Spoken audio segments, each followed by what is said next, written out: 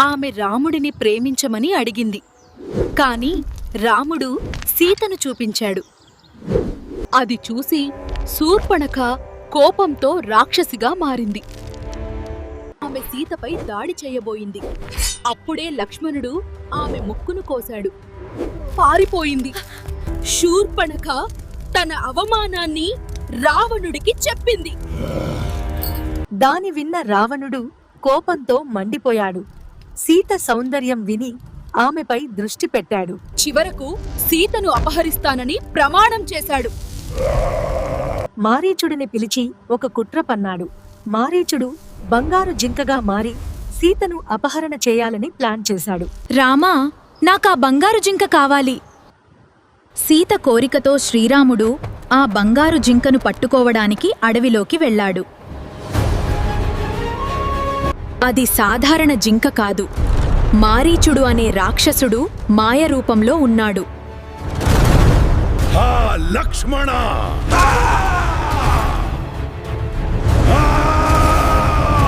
రాముడి గొంతు వినగానే సీతాదేవి భయంతో వణికిపోయింది. సీత ఒత్తిడితో లక్ష్మణుడు రాముడిని వెతకడానికి బయలుదేరాడు. వెళ్లే ముందు లక్ష్మణుడు ఒక పవిత్ర రేఖ గీసి, ఈ రేఖ దాటకండి అని సీతాదేవికి చెప్పాడు. అప్పుడే ఒక వృద్ధ సన్యాసి వేషంలో వచ్చిన రావణుడు భిక్ష అడిగాడు. సీత భిక్షం వేయడానికి గీత దాటినప్పుడు రావణుడు తన నిజరూపాన్ని చూపించి సీతను అపహరించాడు. పుష్పక విమానంలో సీతను తీసుకుని ఆకాశంలోకి ఎగిరిపోయాడు. ఆకాశంలో ఎగురుతున్న జటాయువు రావణుడు సీతను అపహరిస్తున్నాడని చూసి వెంటనే అడ్డుకొన్నాడు. జటాయువు ధైర్యంగా రావణుడిపై దాడి చేసి భీకరమైన గగన యుద్ధం ప్రారంభమైంది.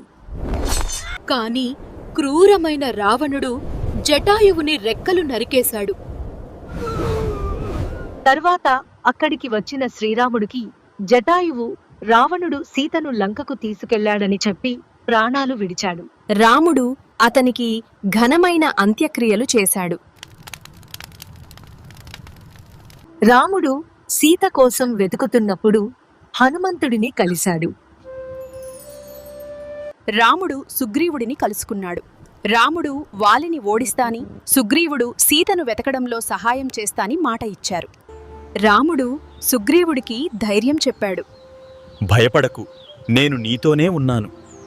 వెళ్ళి వాలిని యుద్ధానికి ఆహ్వానించు. రాముని మాటలు విని సుగ్రీవుడు ధైర్యం తెచ్చుకున్నాడు. అతను కిష్కింద ద్వారం వద్దకు వెళ్లి వాలిని యుద్ధానికి సవాలు చేశాడు. వాలి సవాలు విని కోపంతో బయటకు వచ్చాడు.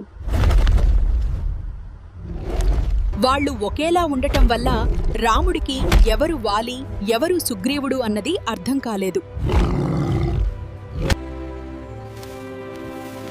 అందుకే రాముడు సుగ్రీవుడికి ఒక గుర్తు పెట్టాడు.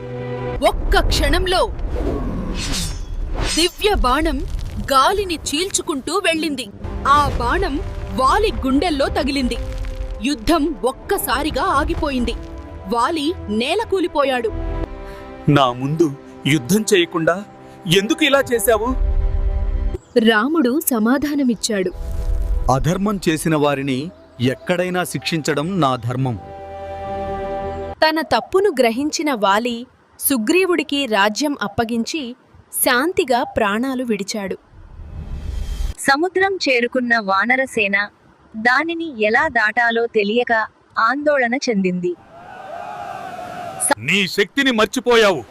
నువ్వే ఈ సముద్రాన్ని దాటగలవు. జాంబవంతుడి మాటలు విన్న హనుమాన్ తన నిజమైన శక్తిని గుర్తు చేసుకున్నాడు.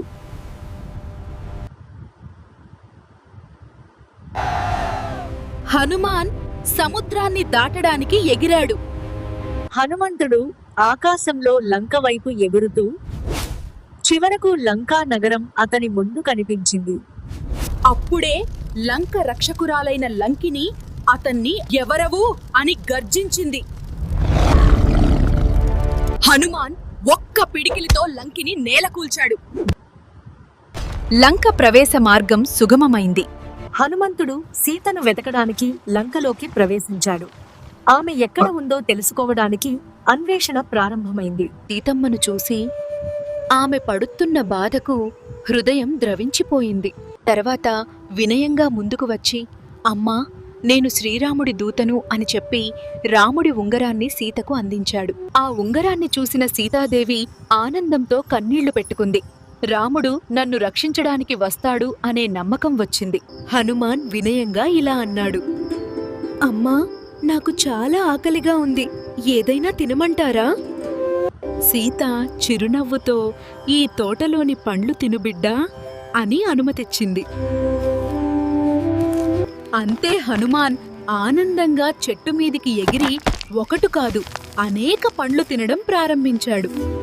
చెట్టు నుంచి చెట్టు దూకుతూ పండ్లు తింటూ ఆడుకుంటూ అశోక వాటికలో ఉల్లాసంగా విహరించాడు. కాని అతని అపారమైన శక్తితో చెట్లు విరగడం ప్రారంభమైంది. కొద్దిసేపట్లోనే తోట మొత్తం విధ్వంసమైంది. అది చూసిన రావణుని రాక్షసులు కోపంతో హనుమాన్పై దాడి చేశారు. కాని హనుమాన్ వారిని సులభంగా ఓడించాడు. ఒక్కొక్కరిని నేలకూల్చాడు. చివరికి శక్తివంతమైన బ్రహ్మాస్త్రంతో హనుమాన్ను బంధించారు.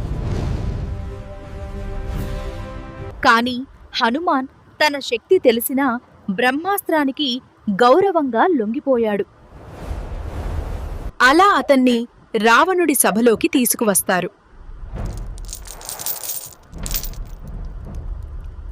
రావణుడు కోపంతో హనుమాన్ను అవమానించాలనుకుని తోకకు నిప్పు పెట్టండి అని ఆజ్ఞ ఇచ్చాడు.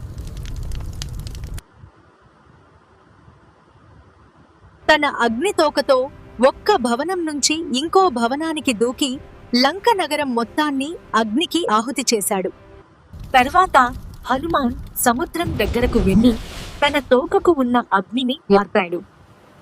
తన వద్ద ఉన్న చూడామణిని తీసేస్తూ ఇలా అంది, ఇది రాముడికి నా గుర్తు, నన్ను త్వరగా రక్షించమని చెప్పు.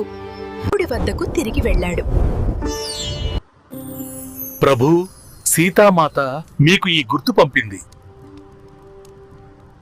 లంక చేరడానికి వానరసేన సముద్రంపై రామసేతు నిర్మించడం ప్రారంభించింది. రాముడి ఆశీస్సులతో రాళ్లు కూడా నీటిపై తేలాయి. ఆ వంతెనపై రాముడు, లక్ష్మణుడు మరియు వానరసేన లంక వైపు పయనమయ్యారు. కొద్దిసేపటికే వారు లంక నగరానికి చేరుకున్నారు. యుద్ధం ప్రారంభం కావడానికి సిద్ధమైంది. జై శ్రీరామ్!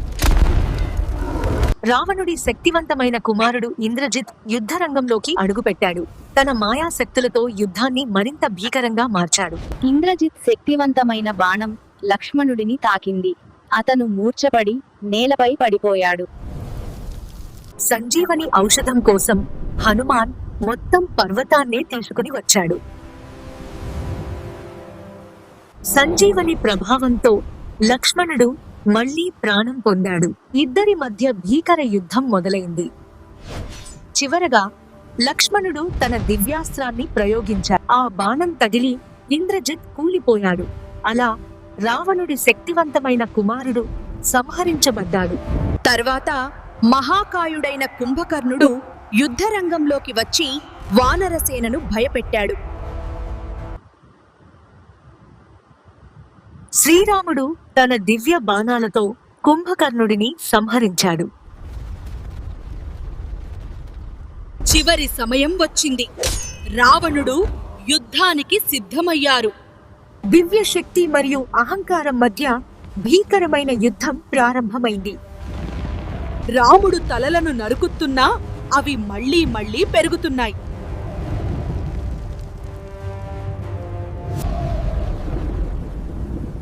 అప్పుడు విభీషణుడు రావణుడి రహస్యం రాముడికి తెలిపాడు. అతని నాభిలో ఉన్నది. అది తెలుసుకున్న రాముడు తన దివ్య బ్రహ్మాస్త్రాన్ని సిద్ధం చేశాడు. ఆ బాణం నాభిని తాకి రావణుడు నేలకూలిపోయాడు. అలా అధర్మం అంతమైంది. యుద్ధం ముగిసిన తర్వాత రాముడు సీతను తిరిగి కలుసుకున్నాడు. తరువాత వారు అయోధ్యకు తిరిగి వచ్చి ప్రజల ఆనందంలో మునిగిపోయారు. అయోధ్యలో శ్రీరాముడి పట్టాభిషేకం ఘనంగా జరిగింది. సీతతో కలిసి రాముడు రాజ్యాన్ని పాలించాడు. ఇలాంటి మరిన్ని కథలు చూడాలంటే మా ఛానల్ని సబ్స్క్రైబ్, లైక్ అండ్ షేర్ చేయడం మర్చిపోవద్దు.